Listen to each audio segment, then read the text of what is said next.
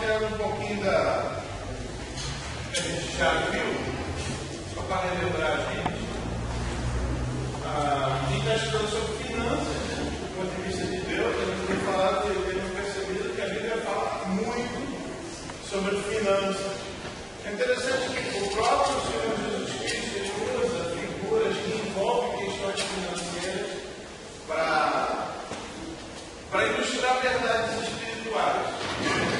É interessante como o coração do homem ele se apega ao metal, né? Como ele se apega a ponto de, no coração do homem, transferir para o dinheiro características de divindade, como foi dado até nome, né? Mamon, né? Para o Deus das riquezas, né? Que seria a personificação das riquezas.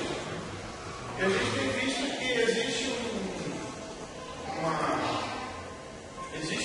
clamor de Deus para que as pessoas não coloquem a sua confiança e desejo em cima das riquezas.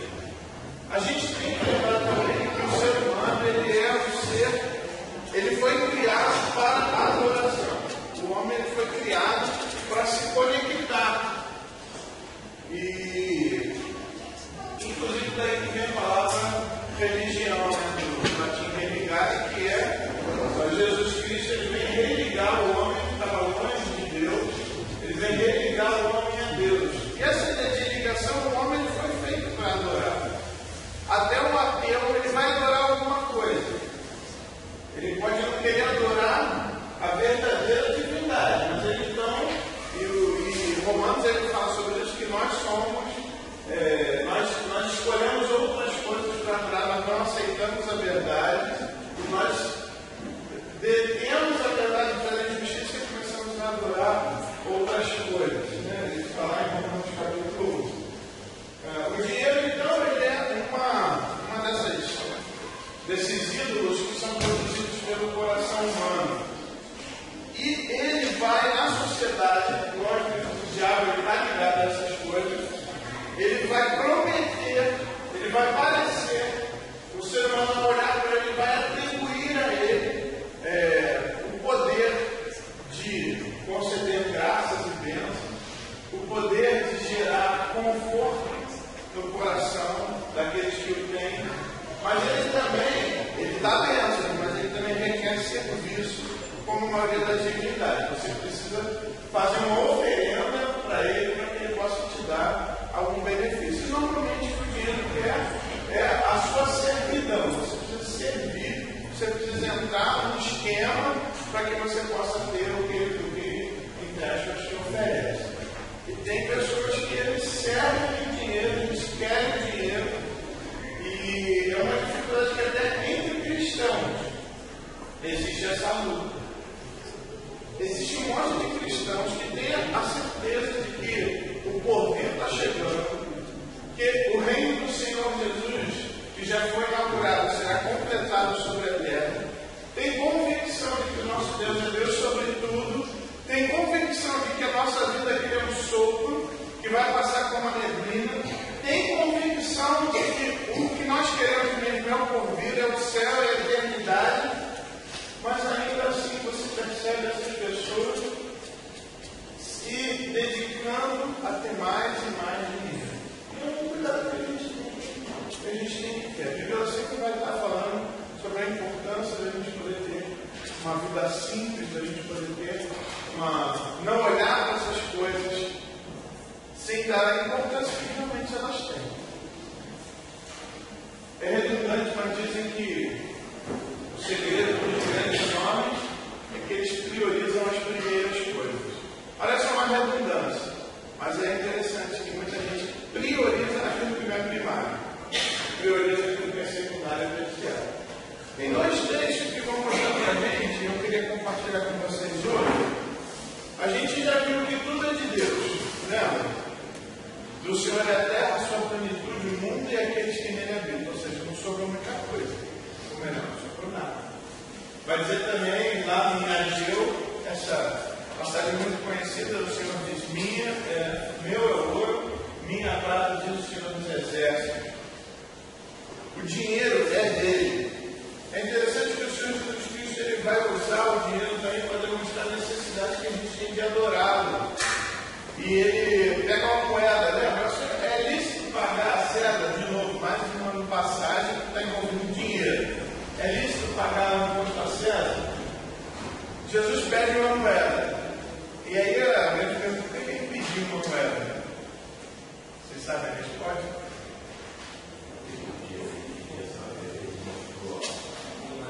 Isso, mas o primeiro, por que ele pediu a moeda? Não, porque ele não tinha. Ele não tinha, por isso que ele pediu. Né? Agora, o que ele queria fazer com essa moeda é isso mesmo. E é interessante porque ele vai usar a mesma palavra. De quem é essa imagem? E era de César, cunhada nas costas da moeda, né? E aí ele usa o termo, porque nós somos imagem de Deus. Então, essa imagem, quem é o dono da imagem, é o dono daquele objeto. Sem esse objeto, a imagem de César, de quem é esse objeto? De César. Aí agora, nós também entender a Deus, que é de Deus, porque quem é a imagem de Deus? É interessante que ele usa essa expressão. A mesma expressão que foi usada no Antigo Testamento, para dizer que nós somos imagem de Deus, ele usa na moeda. De quem é essa efígie? E esqueci no mesmo termo. De quem é essa imagem? É de certo. Bom, então, se nesse objeto tem essa imagem diz que esse objeto pertence a esse dono. Agora, se essa imagem, se nós temos essa imagem que pertence a Deus, então é porque nós pertencemos a Ele. A lógica é incrível, perfeita. Então dá para Ele que é dele, mas você tem que se dar para Deus. Interessante isso, né? Então, tudo é de Deus, nós somos de Deus. Então, se tudo é de Deus, aí é aquela pergunta: por que tem dinheiro fazendo no meu bolso? Por que Deus permite que nós tenhamos dinheiro e bens? Por que Deus permite isso? Nós já vimos que às vezes nós temos bastante bens.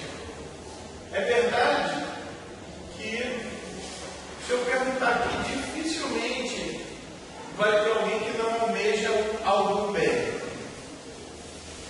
Pode acontecer da pessoa falar: não, eu não almejo bem algum, porque o meu bem maior é o Senhor.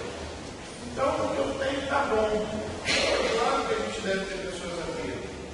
Mas é interessante como que nos nossos pedidos, às vezes, aparecem coisas materiais. Né?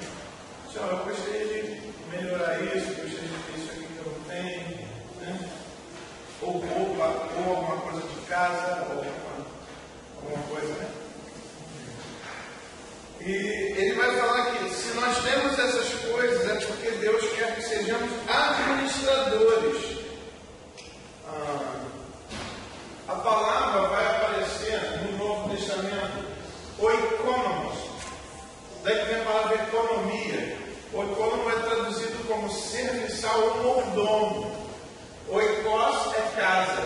Oikonomo é aquele que administra a casa. Daí que vem a palavra economia. Tá? A ideia era essa, de administradores, pessoas que ajudassem na administração. E Deus está dizendo que nós somos mordomos do reino. Nós somos administradores. Esse é o termo que é usado para nós. Eu gostaria de olhar para os irmãos essa ideia da administração. Tem dois textos importantes. O primeiro é Mateus capítulo 25.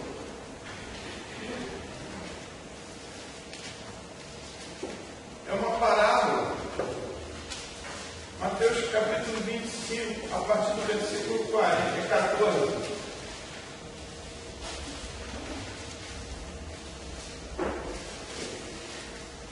Nós somos administradores das bênçãos que Deus nos dá.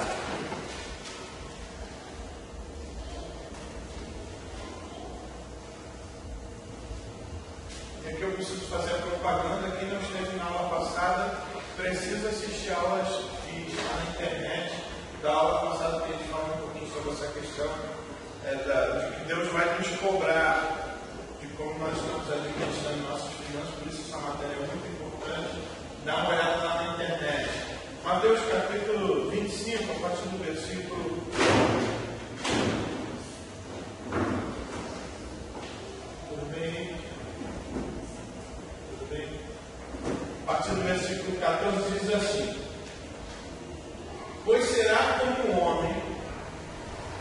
falando do reino de Deus, né? Será como um homem que, ausentando-se do país, chamou os seus servos e lhes confiou os seus bens? A um deu 5 talentos, a outro 2, e a outro 1. A cada um, segundo sua própria capacidade. E então partiu. Aqui é interessante que Deus ele concede bênçãos. E ele, que critério Deus usou, pessoal, para dividir, para repartir essas bênçãos? Capacidade. Capacidade. É verdade, pessoal, que uma das grandes críticas que se fazem à monarquia é que às vezes se dá muito poder a uma pessoa incapaz de executar com sabedoria aquele poder. Eu estava passando o filme A Cruzada, não sei se você já assistiu, sobre Jerusalém, na época que ainda era dominada pelos europeus, e o Saladino está indo lá para dominar o negócio. E é interessante que os reis que estavam querendo o poder, você vê que era absolutamente eles eram incapazes de administrar aquilo. Queriam ganhar simplesmente nome, fama e poder, maltratando as pessoas, né? Diariamente enforcando gente que não queria se submeter. Aqui Deus ele deixa muito claro que muitas coisas que Ele vai nos dar ou não vai nos dar está ligado à nossa capacidade. Você concorda comigo que muitas pessoas que querem ser patrão, mas não têm condição de ser patrão? Concorda? Já pararam para pensar nisso? Eu quero ser meu patrão, mas cara, você não arruma nem sua cama. Tu vai à festa do feriado. Muito patrão não tem folga, cara, não tem feriado. Se ele não trabalhar, estava conversando com o Chico, né? Se não trabalhar, meu amigo, não é no dinheiro. E aí eu quero ser meu patrão. Cara, acho que você está muito acostumado a ser funcionário. Então isso deve estar embaçando um pouco a sua vista. Porque muitos patrões, eles têm a coisa técnica, que tem que fazer a prática, mas eles também têm as questões administrativas que eles têm que cuidar. Também não é fácil. E é interessante que aqui é muito claro que Deus ele deu os talentos dentro da capacidade de cada um. Eu já falei aquela questão do cara que pedia a Deus uma Ferrari. Deus falou, não vou te dar, mas por que não? Cara, você vai pagar IPVA da Ferrari? Tu não tem dinheiro para pagar IPVA dessa Ferrari. Ferrari custa $1 milhão. Quanto é o IPVA da Ferrari? Aqui no estado de São Paulo, quanto é? É com o valor do carro, né? Percentual do valor do carro. É 4%? Quanto dá 4% de 1 milhão? 400 mil? 40 mil? Mesmo assim. 40 mil por ano? Não? Um carro zero não bom ainda, né? É o carro do Tiago Zerinho aí, louco aí. Então, pensa nisso. Aí Deus fala, não vou te dar, cara, você não vai conseguir. A um deu 5, o outro deu 2 e um deu 1. Cada um segundo sua própria capacidade. Agora a minha pergunta é, ao que Deus deu um talento, ele tinha capacidade para ter um talento? Ele tinha capacidade, pessoal. Para um, mas tinha. Aqui também é importante, sabe? Porque Deus ele não está fazendo um juízo de valor pela capacidade. Entenderam isso? No final da história, que todo mundo sabe do final da história, Deus vai cobrar o quê? A produtividade ou a fidelidade? Né? Porque a capacidade de Deus já sabemos, mas esse aqui é capaz de administrar um. Então eu vou dar um para ele. Gente, isso é muito importante para nós, sabe por quê? Eu já tive momentos da minha vida que eu gostaria de ser quem eu não era. Eu sou quem eu sou. E é suficiente ser quem eu sou. Só que eu tenho que fazer o melhor do que eu posso. É isso que Deus vai querer cobrar de mim. Quantas vezes eu olhava assim para alguns pastores, nossa, aquele cara ali tem uma administração muito legal. Cara, aquele cara ali tem uma personalidade de imã, ele atrai pessoas. Olha, aquele ali é assim.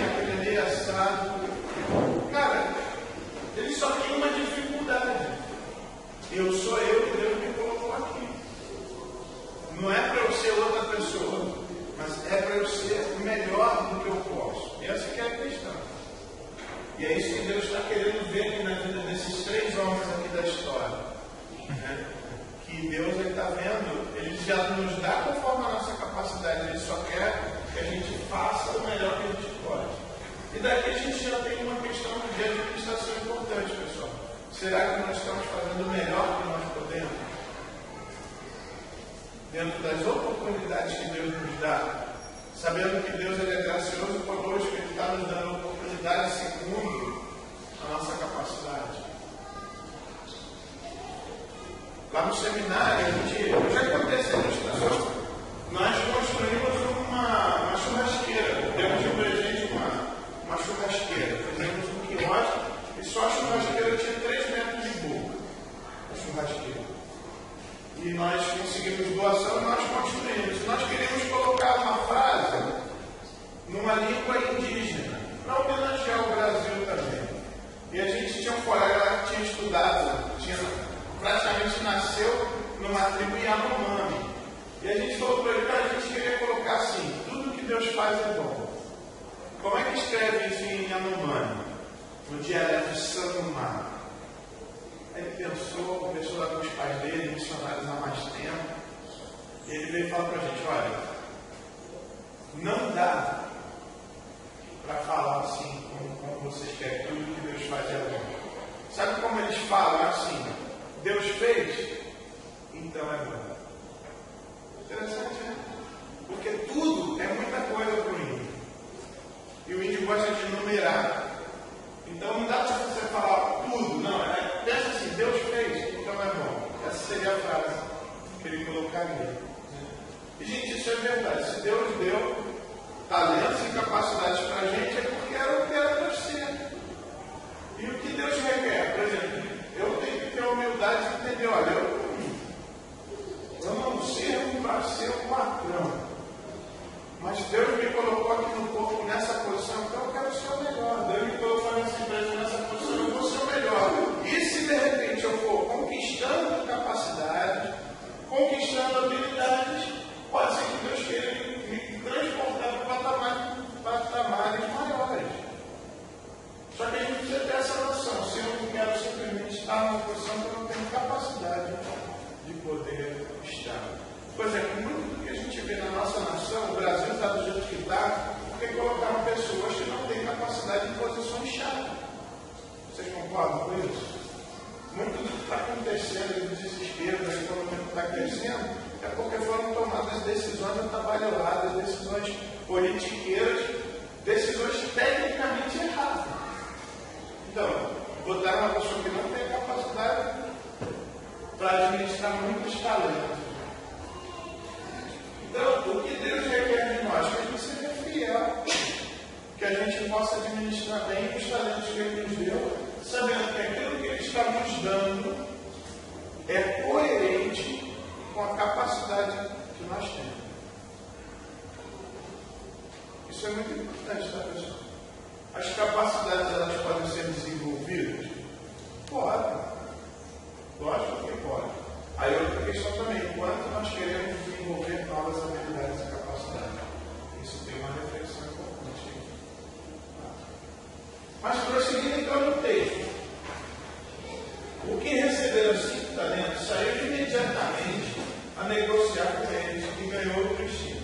Aqui de cara você já percebe também uma característica interessante desse que tinha 5 talentos. Você notou alguma coisa?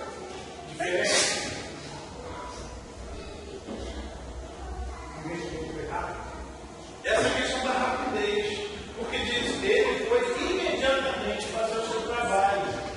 A questão da diligência, algo importante aqui no contexto. A pessoa recebeu os seus talentos, recebeu a ordem imediatamente. Gente, acho que eu estava conversando com a Elud uma vez. Se eu tivesse que optar entre a disciplina e o talento, eu escolheria a disciplina. Por quê?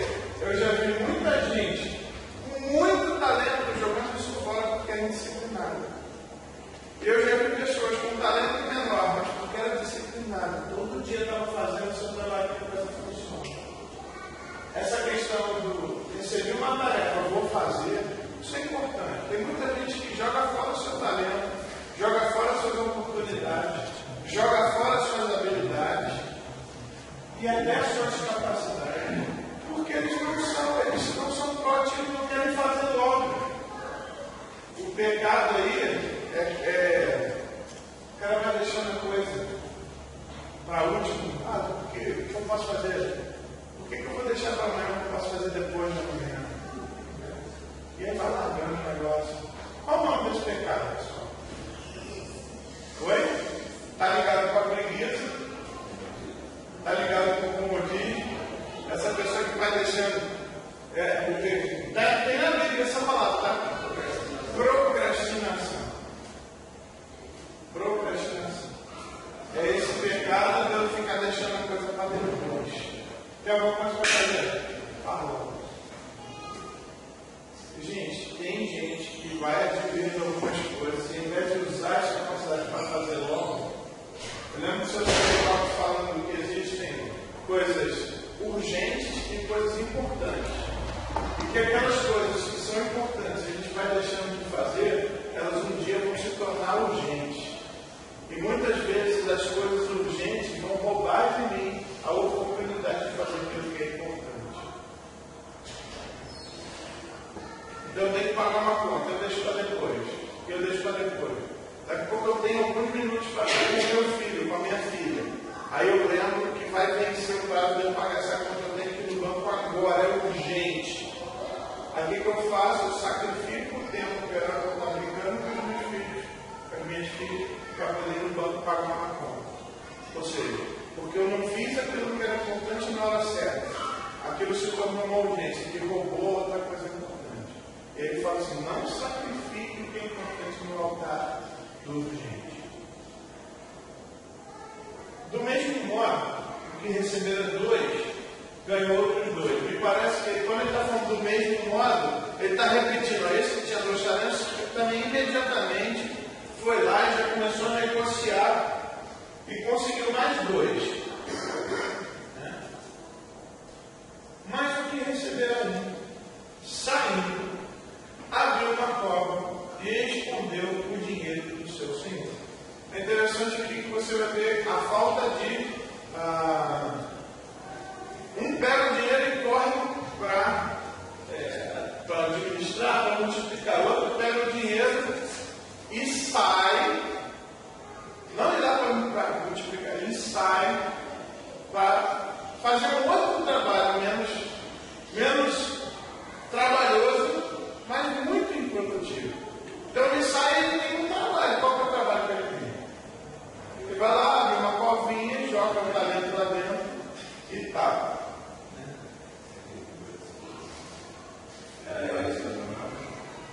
Você vê que a gente está ligado realmente ao medo, né? Mas a gente fica pensando o que passou, além do medo, né, na cabeça desse cara, e o Senhor vai falar, cara, esse medo que você está falando não justifica a ação que você teve. Porque se você realmente tivesse medo de mim, então tu ia ter que ralar mais para poder produzir mais. Mas você misturou o seu medo e a reação que você teve foi uma reação preguiçosa. Porque olha o que diz, olha, mas o que receberam um talento, saiu, abriu uma cova e escondeu o dinheiro do seu senhor. Depois de muito tempo, percebe?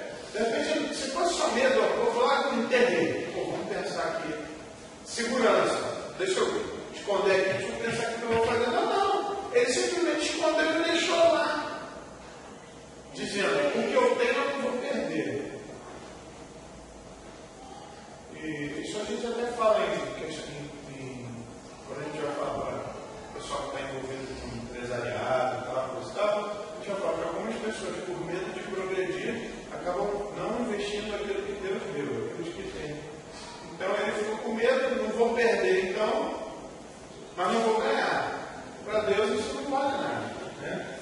Então ele diz lá, depois de muito tempo, pessoal, olha só, depois de muito tempo, eu fico imaginando esse cara aqui, os 2, eles estavam fazendo o quê? nesse tempo? Estavam negociando, estavam trabalhando, estavam dando. E o cara, porque assim, mesmo que no primeiro dia, o cara saiu imediatamente foi negociar. De repente não ganhou o talento naquele primeiro dia. Mas aí tem o segundo dia. Eu vou tentar no segundo dia. E no segundo dia eu tentei, no terceiro, no quarto, tal, até conseguir. Agora, o primeiro, o último, esse que tinha um talento só, o que ele fez? No primeiro dia, o que ele fez? Ele teve uma atividade. Qual foi a atividade dele? Abriu a covinha, botou o milho lá e acabou. E no segundo dia? Sabe Deus o que ele vai fazer.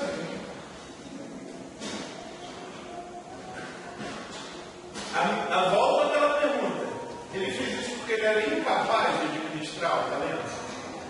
Não, pessoal. Ele é bom mesmo. Ele não deu o melhor que ele podia dar. Esse que é o ponto. Ele foi infiel àquilo que o Senhor deu para ele administrar. Não porque não era capaz. E, gente, isso é muito importante, porque às vezes, a capacidade que eu tenho é de dar uma água. Eu vou dar essa água do melhor jeito possível. Você viu um copo limpinho, uma água fresquinha. Olha, a minha capacidade é lavar o banheiro. Eu vou lavar o banheiro, eu vou vir aqui, vou ajudar, vou fazer o melhor que eu puder. A minha capacidade, de repente, é ajudar na liderança. Vamos ajudar, vamos fazer o melhor que pudermos. A minha capacidade, de repente, sei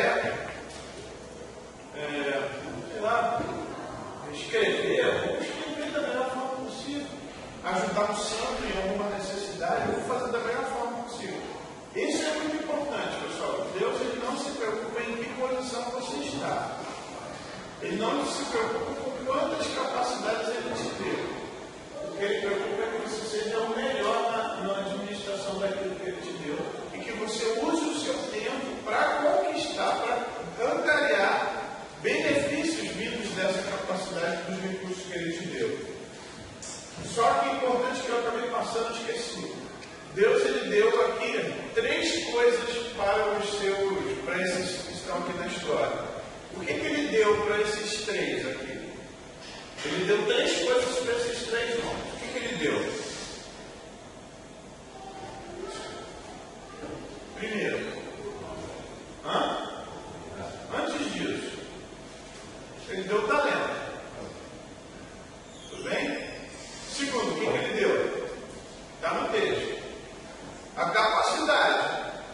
Então, é mais um recurso. E o terceiro, ele deu a ordem. Certo? Vão e multipliquem isso daí. 3 coisas, pessoal. Eu posso dizer que todos nós aqui temos essas 3 coisas. Tá? Deus nos deu ferramentas, Deus nos deu habilidade e Deus também tem nos dado ordens. A questão é quanto nós estamos cumprindo de forma correta isso que Ele tem nos dado. Tudo bem, pessoal? Estamos juntos aí? Então, depois de muito tempo, cara, enquanto os outros 2 estavam lá tentando multiplicar, o outro estava fazendo qualquer outra coisa, pessoal. Mas não estava preocupado em cumprir a ordem que o Senhor deu para ele. Faz sentido, pessoal? Eu até fico pensando, se ele tivesse tentado, mas ele tentou de forma honesta e não conseguiu nada, era capaz do Senhor não tirar esse talento dele. Porque ele tentou, de verdade. Mas aqui o problema é que o cara nem tentou. Depois de muito tempo, voltando o Senhor daqueles servos, ajustou conta com eles. Aqui também existe no texto, quando a gente vai interpretar, existe aqui uma questão escatológica. Nessa parábola que Jesus está contando. Só para lembrar, o capítulo 25, ele vem depois do capítulo 24. Que observação. Mas o que diz no capítulo 24? Sobre o que ele está falando? Começa uma sessão ali. Jesus está falando sobre o futuro. Tá? E mais especial, no versículo 25, ele começa dando o tema. Ele conta parábolas, ilustrações de como vai ser a vida dele, porque ele está falando sobre a vida dele no capítulo 24. Ele termina o capítulo 24 com a mesma ideia.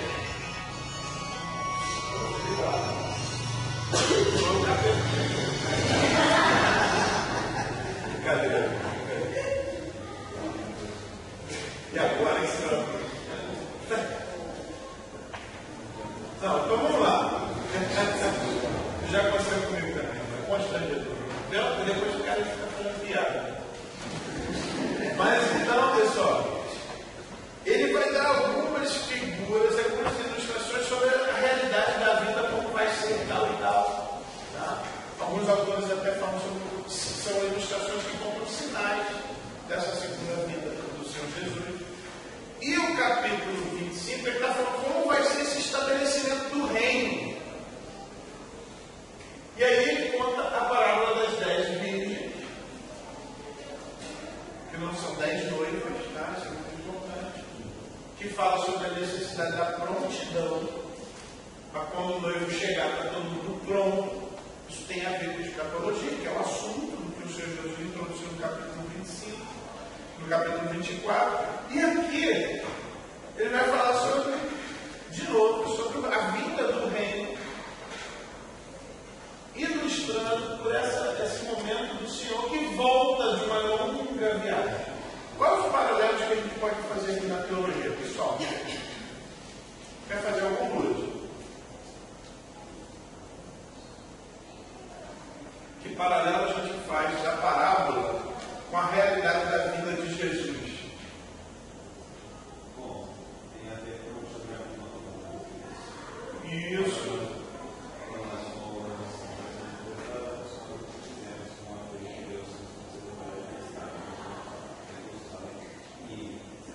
Isso.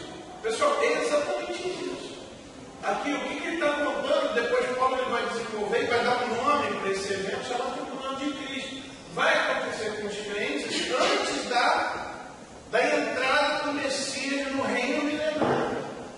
Ele estabelece então aqui, ó, gente.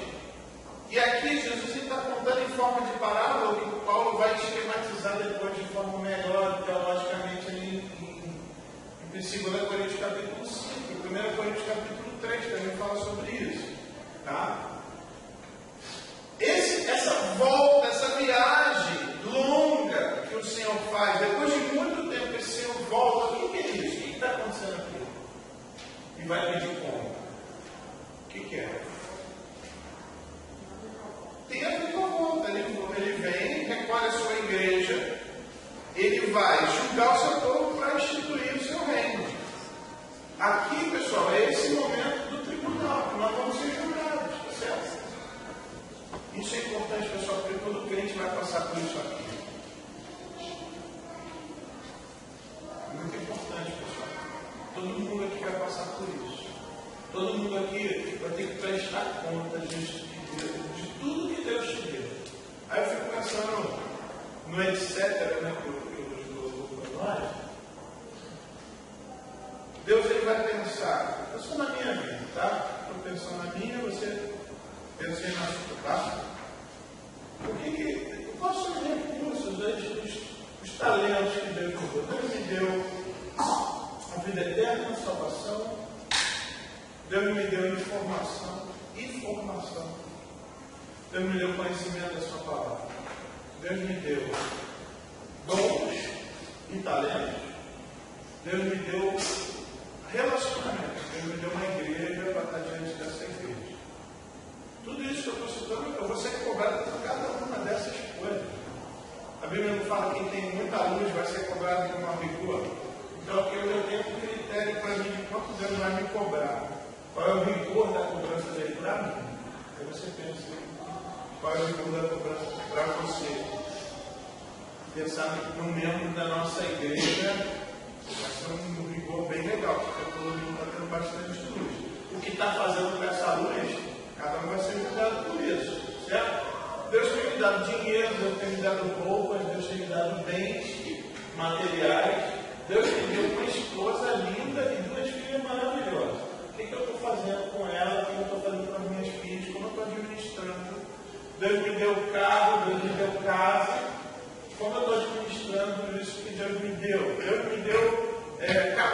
Formação técnica. O que eu estou fazendo com esse recurso? Deus está me dando tempo, oportunidades. Deus está me dando a oportunidade de adorá-lo, de engrandecê-lo. Deus está me dando tempo para dormir e tempo para ficar acordado. O que eu estou fazendo com o tempo? Deus está me dando oportunidades e não está me dando outras oportunidades. O que eu estou fazendo com as que Ele está me dando e com aqueles que Ele não está me dando e muitas vezes eu estou querendo? Reflexões aí que um dia eu vou daqui, ó. Cara, eu tive tantos talentos. O que você fez com eles? Então, aproximando-se que receberam 5 talentos, entregou outros 5, dizendo: Senhor, confiaste-me 5 talentos. Eis aqui outros 5 talentos que ganhei. Disse-lhe o Senhor: muito bem, servo bom e fiel. Cara, como eu gostaria de um dia ouvir isso do Senhor. Muito bem. Você foi 2 coisas. Você foi bom e você foi fiel.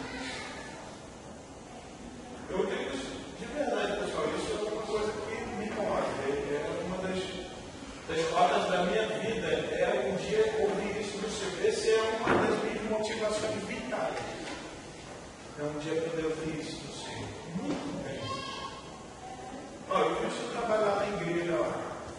Muito bem. Você foi bom e fiel.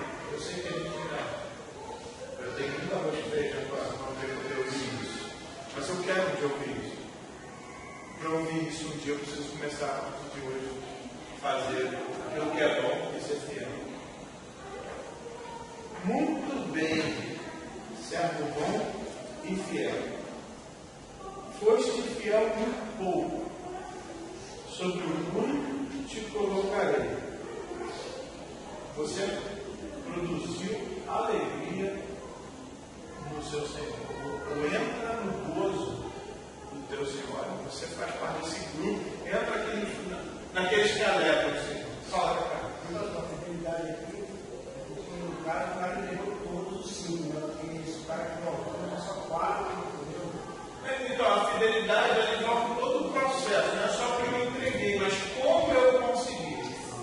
Porque eu também posso dar muito, mas eu não ganhei aquilo pela forma correta, né? E é interessante que Deus ele não está olhando só a ponta, Ele está olhando o processo, mas a ponta é importante também. Poxa, cara, você não está sendo fiel ali naquela entrega que você fez, né? E aí a gente pode estar pensando, o que eu estou entregando, né, para Deus, né? O meu tempo, os meus filhos, o meu dinheiro, né? Essa questão vai até acontecer, né, com a Ananias e Safira, falaram que tinha entregue tudo, mas não era tudo. Um pedaço ficou para eles. Também tem a ver com isso. O que eu estou entregando? Deus está vendo tudo isso daí, né?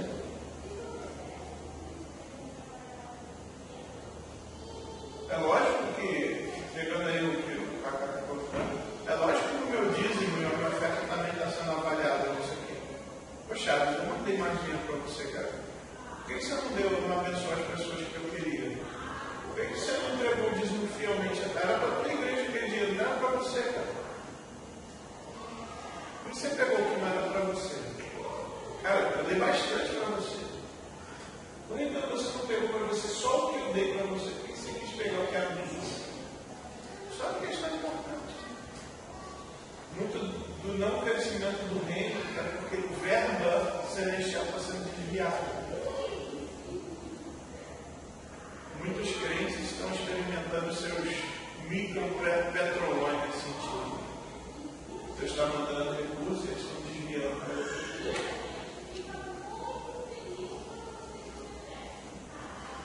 Muito bem. Aproximando-se, versículo 22, tá? Aproximando-se também o que receberam 2 talentos, disse: Senhor, 2 talentos me confiaste. Aqui tem outros 2 que ganhei. Disse-lhe o Senhor: Note, pessoal, a expressão para o que ganhou 2. Veja a expressão que o Senhor fez para ele. Olha, muito bem, servo bom e fiel. Foste fiel no pouco, sobre muito te colocarei, entra no gozo do seu Senhor. Qual é a diferença entre essa frase no versículo 22, do cara que ganhou 2, e a frase no versículo 21, do cara que ganhou 5? Onde está a diferença?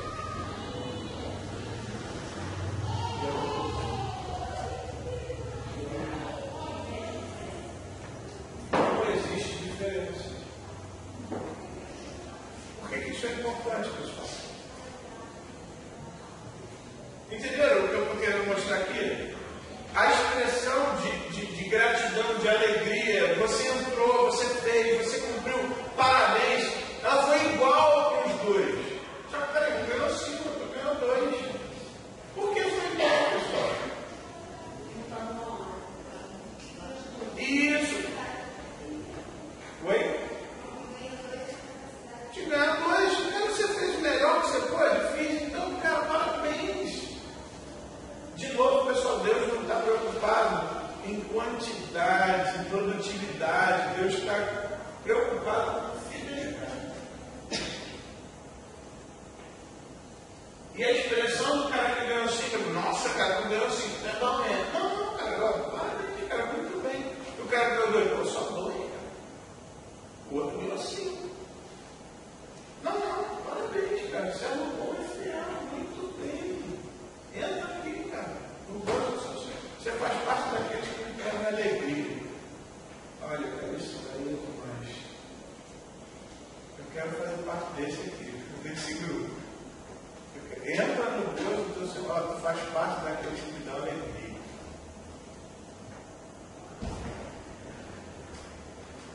Irmãos, a expressão é igual, tá? De novo, o que Deus requer de nós é a fidelidade, a bondade. Que a gente seja fiel.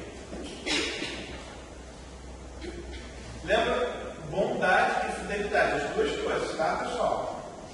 Bondade e fidelidade. O que Deus está trabalhando aqui? Bondade e fidelidade. O que Deus está trabalhando? Bondade e fidelidade. O que Deus está trabalhando? Bondade e fidelidade. Aí, até ver se todo mundo pega aqui. Versículo 24. Chegando por fim, o que receberam o talento disse. Aí começa a explicaçãozinha. E tem um monte de gente que quer dar explicação. O irmão vai lá, quer aconselhar, a minha pergunta é se o que ele vai fazer aqui vai servir de alguma coisa. Porque lá, chegando por fim, que receberam o talento disse, Senhor, sabemos que és homem severo, que sempre as onde não semearam, se juntam onde não plantares, receoso, escondi na terra o teu talento. Aqui tens o que é teu. Eu não estava preocupado em ser roubado, pessoal. O Senhor não era essa a preocupação dele. Não foi essa a ordem. Ó, guarda aqui, ó. Deixa aqui guardado. Não foi essa a ordem. A ordem era que isso fosse multiplicado, fosse usado. Certo?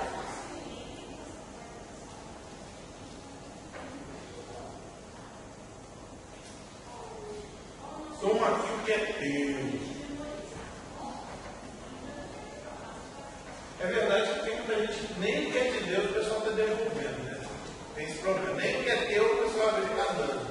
E eu não estou falando só de dízimo, não, pessoal. Estou falando de dom, de talento, de quem você é, do que Deus fez com você, de onde Ele te tirou, para onde Ele te pôs. Né? Nem aquilo que você poderia dar para Deus, você não dá, né? Isso é uma reflexão importante para nós. Mas qual foi a expressão do Senhor? Funcionou essa explicação dele? Esse arrodeio? Funcionou? Ah, porque tu é isso, tu é aquilo. Cara, funcionou isso. Pessoal, não vai funcionar. Lá quando a gente estiver lá diante de Deus, lá quando a gente for julgado no tribunal de Cristo,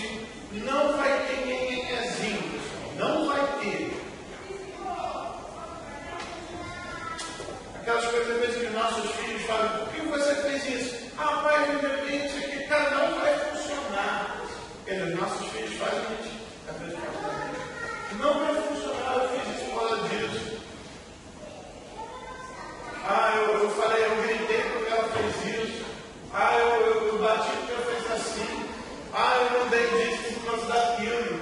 Ah, eu cantei no coral por causa daquilo outro. Ah, eu não servi a igreja por causa daquilo. Ah, cara, não vai funcionar. Porque Deus já sabe a verdade. Antes mesmo de você avaliar, Deus já te avaliou. E qual foi a reflexão que Deus disse para esse servo? Que não multiplicou o que Deus deu para ele. Que não usou aquilo que Deus deu para ele. Qual foi a expressão? Lembra que Deus estava avaliando bondade e fidelidade. Esse servo foi bom? Não, ele foi o quê? Esse servo foi fiel? Ele foi negligente. Percebe? Dois, olha, os outros servos bom e fiel. Esse aqui, você é um servo mau e negligente.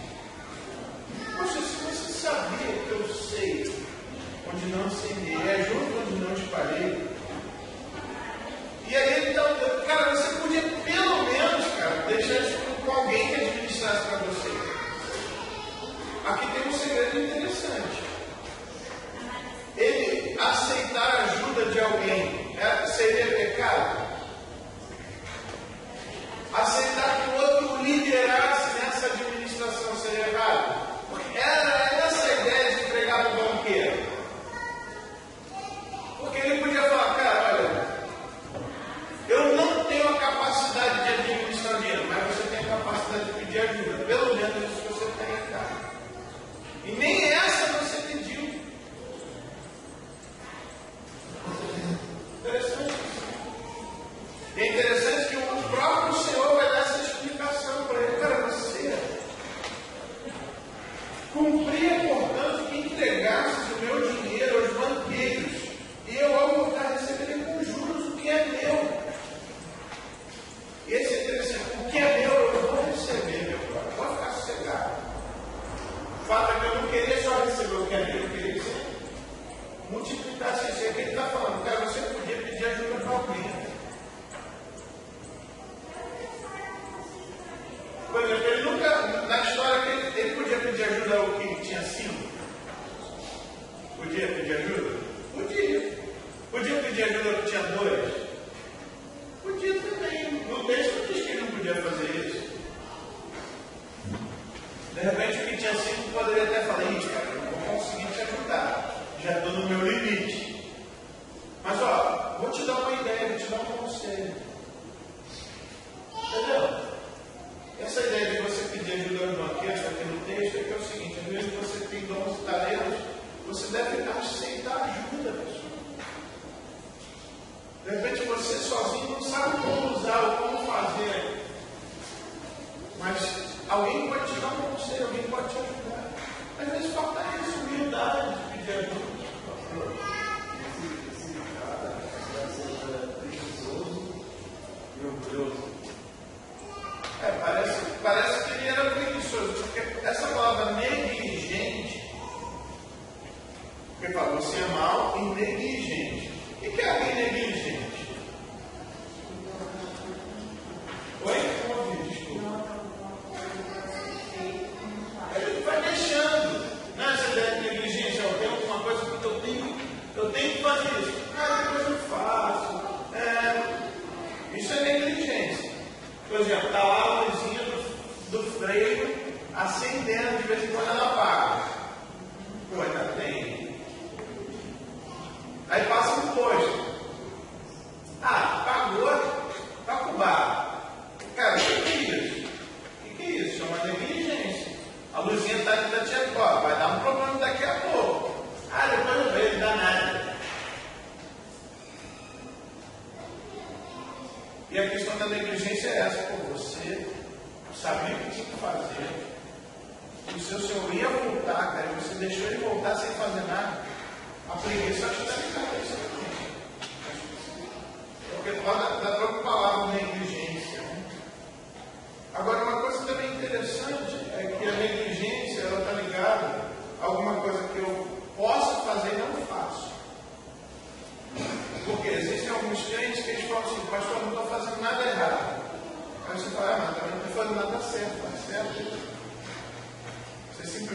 fazendo nada. Deus não quer só que a gente não faça o que é errado, mas Ele quer que a gente faça o que é certo. Mas eu não sei o que eu tenho que fazer que é certo. Então, pede ajuda, pede conselho.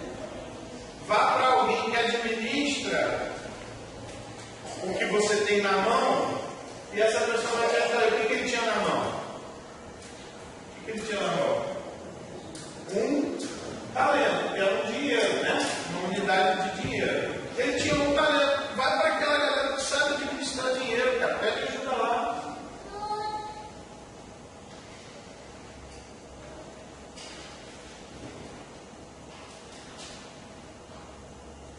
Versículo 28. Tirai-lhe, pois, o talento e dai-o ao que tem 10. É interessante aqui também uma dica que me parece. O que tinha 5 talentos, ele não tinha capacidade de administrar só os 5, percebe?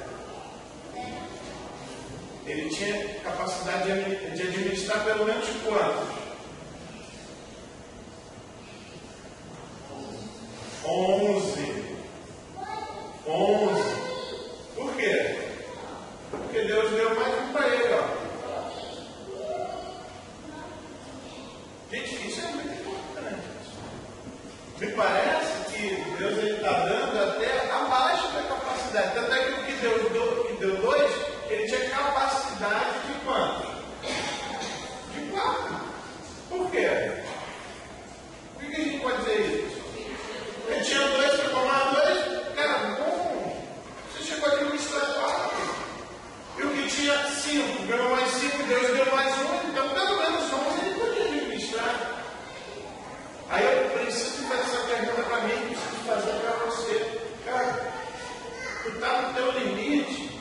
Ou será que tem mais que Deus vai te dar? Muito importante essa pergunta, pessoal.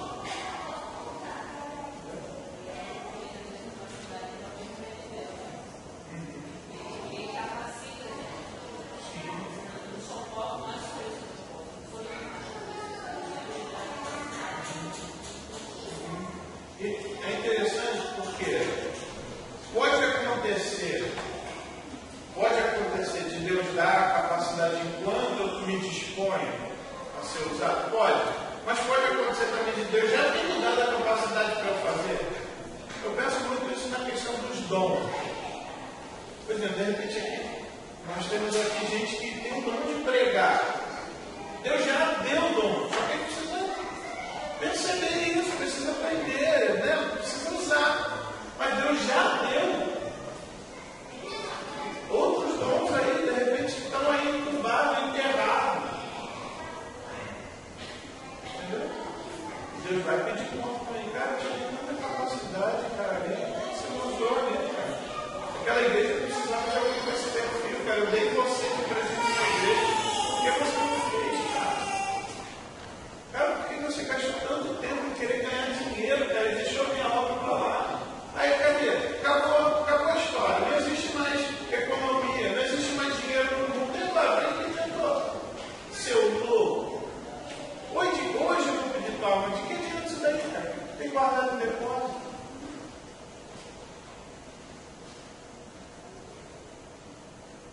Deus já deu muito talento para ele. Muito bom. Quanto será que eu estou disposto a fazer? Isso é muito importante. Eu fico pensando lá na colina, né? Uma vez eu coloquei para a igreja, eu gostaria que tivesse trabalhado. Eu dei de volta para trabalhar. Deixa eu colar isso no coração. Nossa, eu vou fazer. Até a gente pensa em fazer lá na tua casa, né, meu Deus? Ah, eu quero fazer, eu quero servir, eu quero. Calma, vamos lá que vamos ajudar. Senão, bicho, ninguém segura aqui, não, né? Esse casal aqui, não, vou fazer um telhado aqui na minha casa para receber o pessoal. Cara, Deus abençoa tanto. Não, vai ser.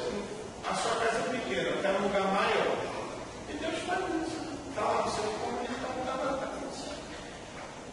Ou seja, até Deus já tinha colocado o desejo, o sonho, e Deus já tinha dado uma capacidade muito maior do que a gente imaginava, obrigado, do que a gente imaginava. Eu estava conversando com o seu irmão Manel, lá da colina, estava lá, me ajudando lá em casa. com a igreja. Porque alguém quis administrar os talentos que Deus já tinha dado. Agora, quando a gente tem feito esses sonhos assim, para as coisas de Deus, né?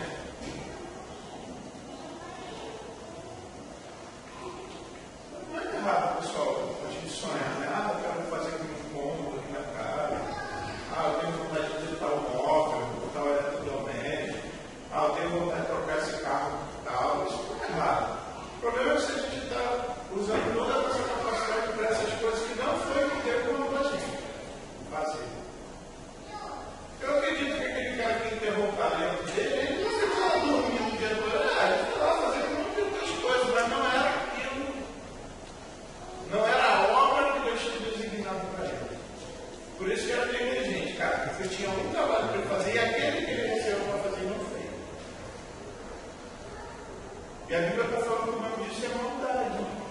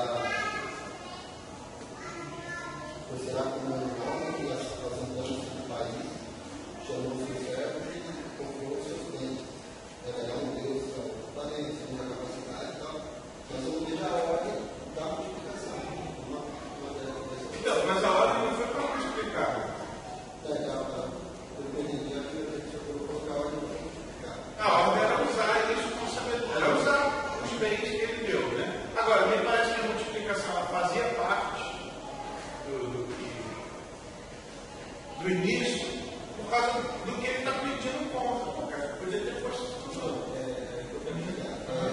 Isso parte com o esposo que o serve, porque depois lá no 26 de novembro, ele vai falar para o cara que ele está falando como ele percebeu o senhor dele. Vocês não. Isso vai ter que fazer coisa que nós, para conhecer o nosso Senhor, conhecer ele, saber qual é a vontade dele para a gente. Porque Acho que está correto. ele não tinha aquela ordem escrita, mas como ele sabia, cada uma pessoa que tinha que então ele sabia que se ele sabia, eu conheci o Senhor, eu sei que ele, na verdade, multiplicado, basta só eu. E a pessoa que não estava errado, ele respeito quando ao Senhor dele, na verdade. Não, me parece que todos sabiam quem que era o Senhor, né? Mas a reação desse conhecimento não foi correta. Porque Deus falou, cara, você estava certo. O que você achava de mim é verdade. Eu sou exatamente esse. Está vendo o que ele diz ali? Isso. Cara, você sabia não antes do. Né? O Senhor serve uma exigente. Pô, você sabia, cara, que sei onde não semeei e a junto não espalhei. Ou seja, ele não está falando que esse conhecimento está errado, está porque você sabia disso. Você sabia porque você não fez o que eu queria. E por exemplo, voltando até para a nossa vida espiritual, cara, um crente, porque a gente toma cuidado com a interpretação da parábola nesse sentido, mas, por exemplo, um crente sabe o que tem que fazer, sabe?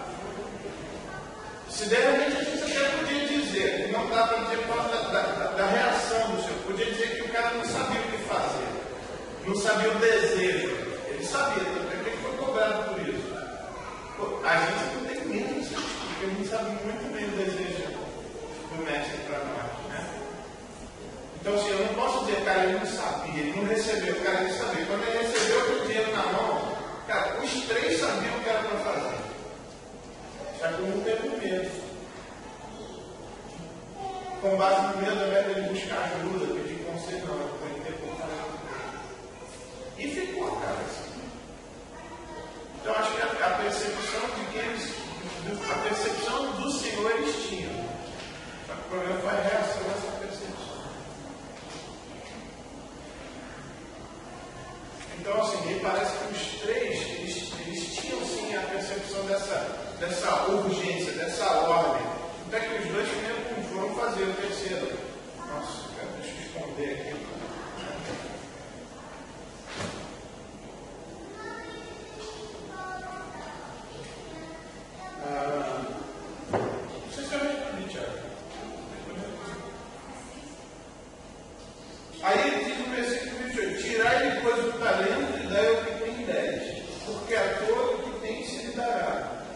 terá de abundância. Mas ao que não tem, até o que tem lhe será tirado. E o servo inútil, lançai para fora nas trevas, ali haverá choro e ranger de dentes.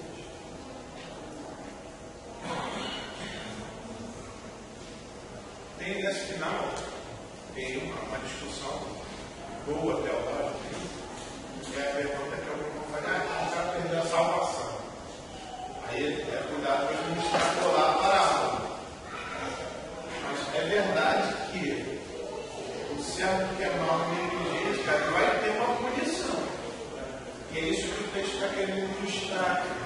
Que o servo mau e negligente, ele vai ter uma punição, vai passar vergonha, vai deixar de estar no meio daqueles que receberam o prêmio. Tá? Lá em 1 Coríntios capítulo 3, vai dizer que esse cara vai ser queimado. Você lembra? A obra dele se queimará. Você lembra disso? Lembra dessa passagem? A obra dele vai se queimar. Ele vai ser salvo, mas a obra dele vai se queimar. Vai ter o cara lá, ó. Saber alguém.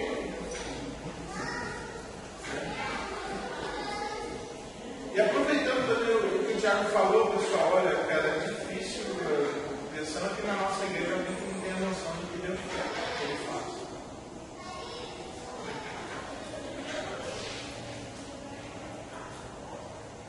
Tenho pensado muito nessa questão, eu e a Cris, na questão do nosso casamento. O que a gente pode fazer para não ser melhor que o outro?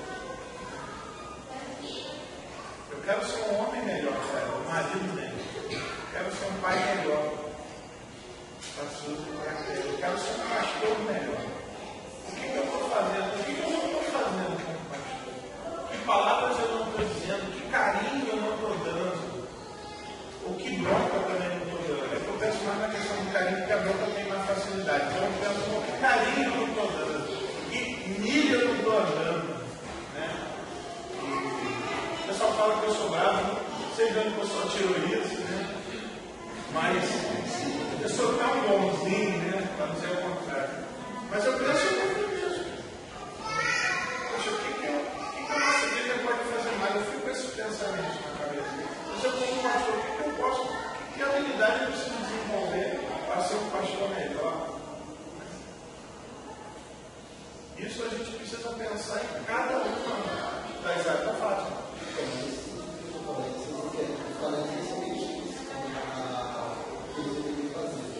Mas mesmo que os técnicos façam, a gente tem conhecimento técnico que cada um daqui, tudo é um conhecimento do próprio Deus, né? Da palavra prática. Então, assim, em algum momento a gente pode falhar por não conhecer a palavra prática de Deus. Realmente eu penso assim, em algumas áreas vai ficar bem claro.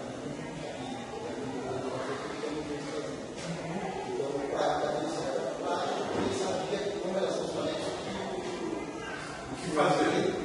Gosto de fazer com dinheiro. No começo do seu, eu quero que eu sei que eu tenho que fazer dessa forma. Mas a complexidade do nosso Deus, né? Então, assim, é difícil entender um pouco mais desse conhecimento de quem ele é, mais do que vai conseguir para a vontade dele. Sim. Não, concordo no trabalho, na igreja, na conta, quando eu lembro, concordando com o que você falou, alguns capítulos antes, capítulo 22, verso 29, Jesus fala: vocês erram porque vocês não conhecem duas coisas. Lembra? Errai por não conhecerem as Escrituras nem o poder de Deus. Uma está ligada à outra. Como que eu vou saber o poder de Deus se eu não sei as Escrituras? É pelo conhecer as Escrituras que eu vou saber o poder de Deus. E aí, o Tiago está falando uma coisa que é tão importante para nós, que é o seguinte: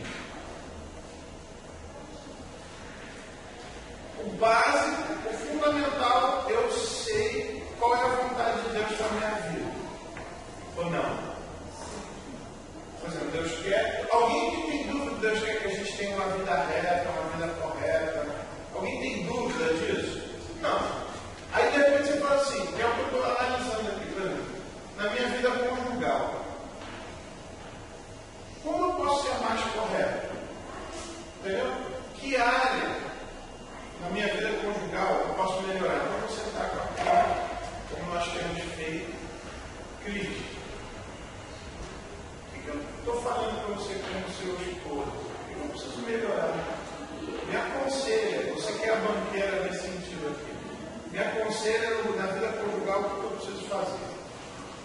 igreja, mesma coisa.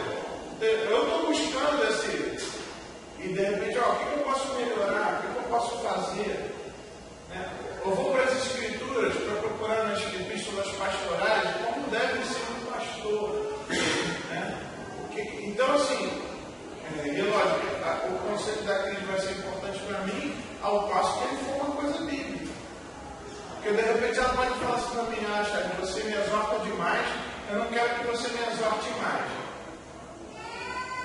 Eu posso fazer isso? Você vai ser um marido melhor se você não me exortar. Está correto isso? De repente ela pode falar assim, não, você vai ser um marido melhor se você me exortar mais sabiamente. Beleza. Entendeu a questão? Por quê? Porque está na Bíblia. Então, assim, esse desejo, eu não sei, cara. Não saber alguma coisa que é da vontade de Deus para mim é um erro meu. Né? Então, eu não sei que matar errado, eu vou lá e mato, eu continuo errado, eu vou ser preso, tudo, né? Então, assim, se há alguma coisa no conselho de Deus que eu preciso saber, eu vou saber. Até mesmo que a Bíblia foi escrita para isso, né? Ela não é um livro de mistério, ela é um livro de revelações. Né? Então eu estou pensando assim, nos vários aspectos da vida, da minha vida profissional, Senhor, o que eu posso fazer para ser um profissional melhor? Cara, você chega muito atrasado, então eu vou chegar atrasado. Vou cumprir os meus horários. Cara, você faz um negócio meio assim, cara, não fica bem acabadinho. Então eu vou me esmerar para fazer um acabamento melhor no meu trabalho. Então, de repente, cara, você conversa muito no seu setor de trabalho. Cara, eu vou conversar, mas eu vou trabalhar mais agora. Entendeu? Essa investigação, e às vezes eu não preciso pedir ajuda ao banqueiro, ou seja, aquele especialista naquela área. Poxa, como que eu posso ser um marido melhor? Procura um marido só e não pergunta para ele. Se você não consegue indo nas escrituras e sabendo. Por isso que, assim, para mim, eu tenho vou ter um critério extremamente apertado, cara. Porque eu não posso dizer, olha, eu não sei o que eu tenho que fazer. Vai ter um cara gritando muito. Espero não gritar tanto, por isso que eu quero que Deus trabalhe na minha vida. Mas esse é o desafio de todo crente. O que eu posso fazer para melhorar? Que a tua palavra me guie. Eu não quero errar, por isso eu preciso conhecer mais as Escrituras e assim eu vou conhecer mais o poder de Deus.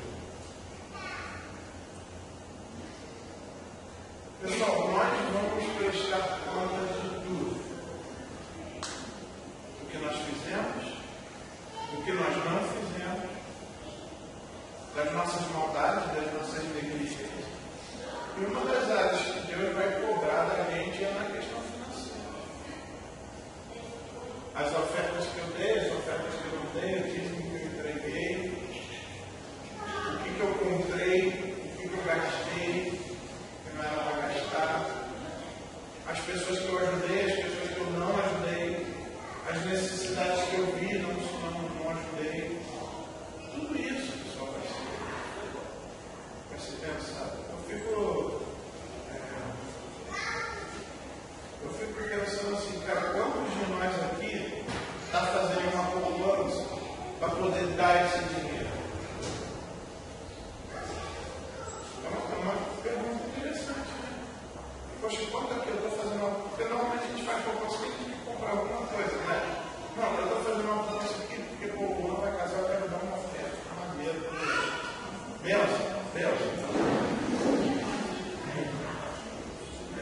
Eu quero dar uma oferta aqui maneira porque eu quero lá que o Chico acabe a casa dele. Então estou fazendo uma poupança porque eu quero dar uma oferta para o irmão terminar a casa dele. É bem assim isso.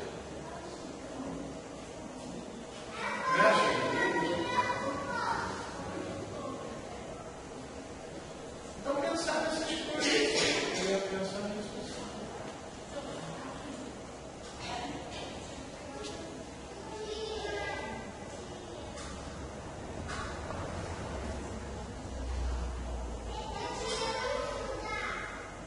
Interessante, né, que Lá em Efésios, quando Deus vai falar quem deixa de ser ladrão, aquele que para de roubar, ele vai dizer, não é. Aquele que começa a trabalhar para fazer o quê? Para ter o seu próprio dinheiro? É isso que diz lá? Para ele poder repartir. Esse deixa de ser ladrão mesmo. É o cara que quer trabalhar para poder ajudar o outro cara. Então, assim, essa palavra é importante para a gente, para saber que nós estamos sendo observados por Deus. Deus já nos deu oportunidades, dons, talentos e tal. Deus está atento ao que nós vamos fazer com tudo isso. Né? E a parábola.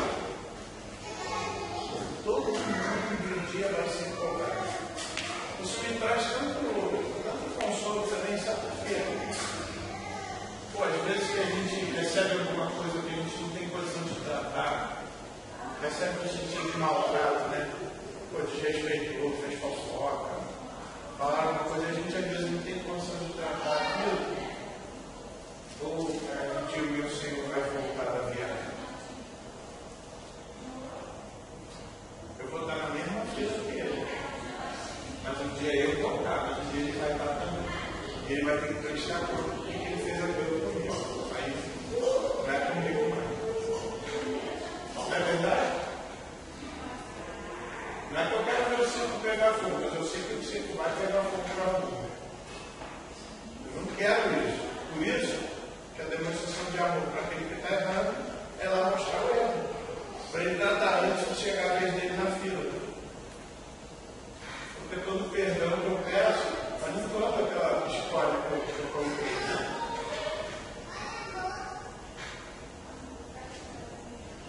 Nós somos administradores de Deus. Deus tem conosco. Vamos usar com sabedoria. E a parte financeira também está dentro dessa administração toda aí. Pensamos no carinho. No nosso tempo, nossa capacidade.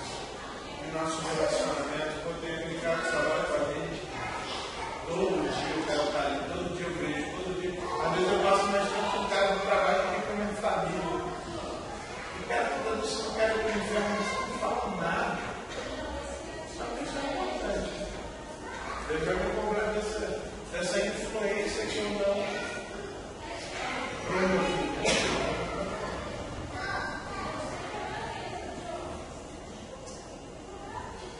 Orar por isso. Eu tenho. Esse texto aqui é um texto muito importante para nós.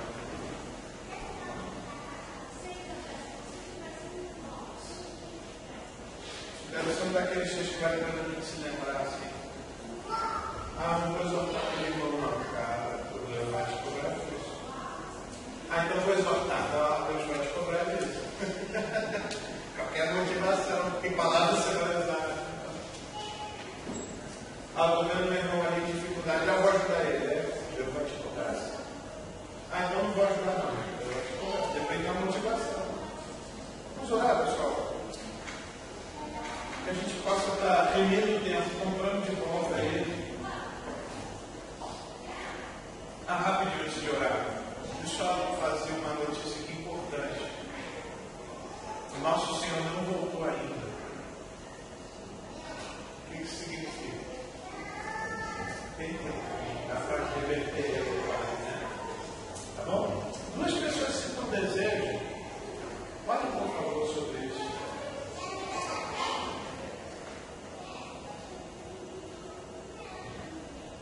Senhor Pai, nós somos graças ao Senhor por esse dia. Nós agradecemos, Pai, porque nós temos tido o alimento espiritual, nós temos tido o ensino correto. E nós sabemos, ó Deus, que quando isso vive em nós, uma visão diferente acerca de todas as coisas. Uma visão correta e gentilmente acerca das coisas da igreja. O ensino recebido da igreja. Muitos outros cristãos não têm tido essa oportunidade e nós não nos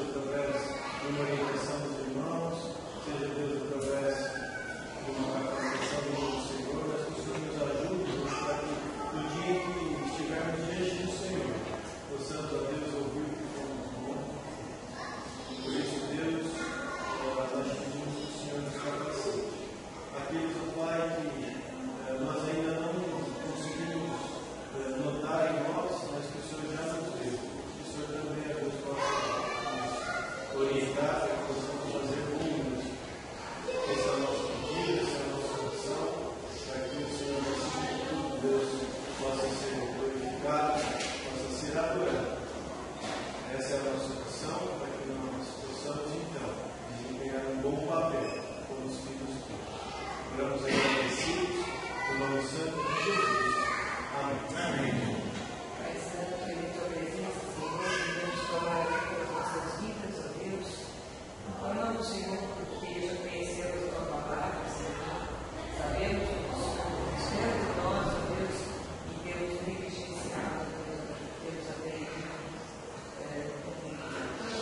Deus supremo, usado os nossos pastores, os nossos irmãos, ó Deus, para que aprendamos e possamos colocar em prática, Deus, daquilo que o Senhor tem ensinado.